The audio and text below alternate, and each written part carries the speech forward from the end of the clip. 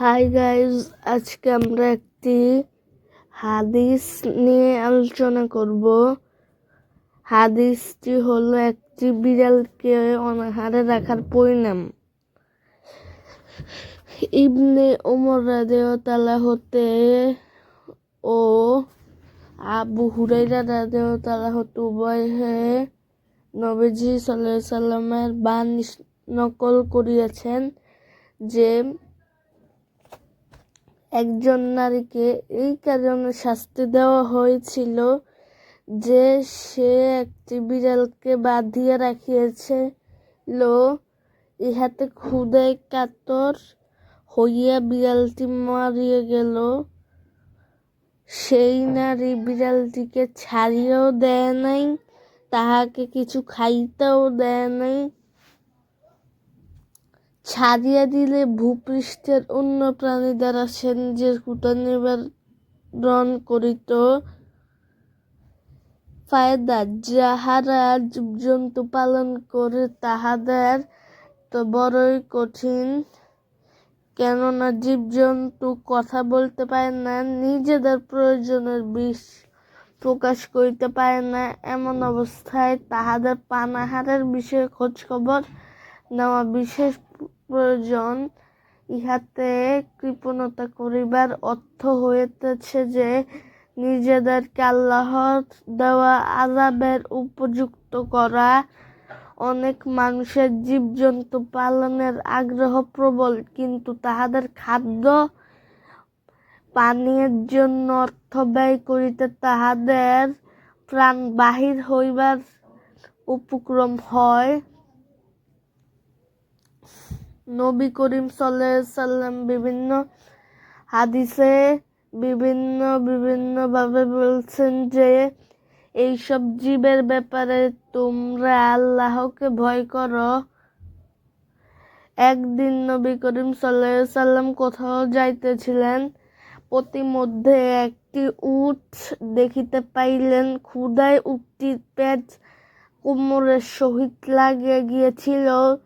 নবীজি সাল্লাল্লাহু আলাইহি সাল্লাম বললেন, তোমরা এইসব ভাষাহীন জীবনের ব্যাপারে আল্লাহকে ভয় করো। উহাদের ভালো অবস্থায় উহাদের উপর সওয়াব হইবে এবং ভালো অবস্থায় উহাদিগকে আহার করিবে। নবীজি সাল্লাল্লাহু আলাইহি সাল্লাম এর অভ্যাস ছিল যে তিনি ইস্তেঞ্জার পেশাবের জন্য জঙ্গলে গমন করিতেন। কোন বাগানে বা ঢিলা ইত্যাদির আড়ালে প্রয়োজন পূরণ করিতেন। একবার এইরূপ প্রয়োজনে একটি বাগানে গিয়েছিলেন। তিনি সেখানে একটি উট ছিল। উটটি নবীজি সাল্লাল্লাহু আলাইহি সাল্লামকে দেখিয়া আর্তনাদ করিতে লাগিল এবং তাহার চোখ অশ্রু সজল হয়ে উঠিল। নবীজি সাল্লাল্লাহু আলাইহি সাল্লাম উটটির নিকটে গিয়া তাহার কানের গোড়ায় আদর করিলেন। ইহাতে উটটি শান্ত হইল। নবীজি সাল্লাল্লাহু আলাইহি সাল্লাম তখন বললেন, এই উটটির মালিককে। একজন আনসারী আগাইয়া আসিয়া বলিল, এটি আমার উট। নবীজি সাল্লাল্লাহু আলাইহি সাল্লাম বললেন, যেই আল্লাহ তোমাকে এই উটটির মালিক করিয়াছেন, তুমি তাহাকে ভয় করিতেছ না। তোমার নামে উটটি নালিশ করিতেছে, তুমি তাকে ক্ষুধার্ত অবস্থায় রাখা এবং তাহার দ্বারা অধিক কাজ করা। অন্য একটি হাদিসে রয়েছে, একবার নবী করিম সাল্লাল্লাহু আলাইহি সাল্লাম গাধা দেখিলেন, তাহার মুখে দাগ দেওয়া হয়েছিল।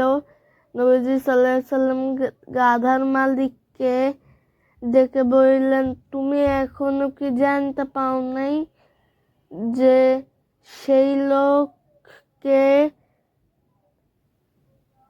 লানত করিয়াছি যে কিনা জানোয়ারের মুখে দাগ দেয় অথবা মুখে প্রহার করে।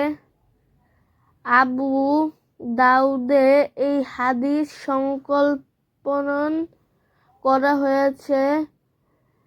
অন্যান্য হাদিসও জানোয়ারদের দেখাশোনার ব্যাপারে শৈথিল্য প্রদর্শন না করিবার তাগিদ দেওয়া হয়েছে।